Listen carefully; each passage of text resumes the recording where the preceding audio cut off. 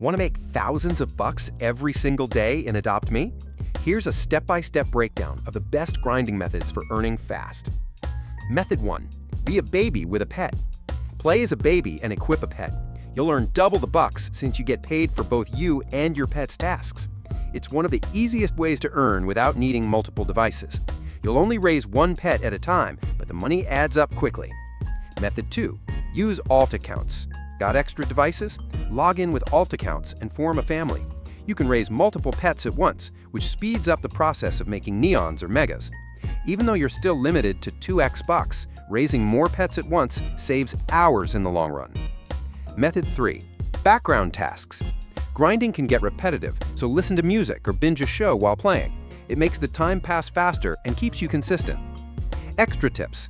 Use small vehicles like a hoverboard or skateboard to get around faster. Consider the Premium Plot Game Pass to keep your grinding house in a fixed location for easy access.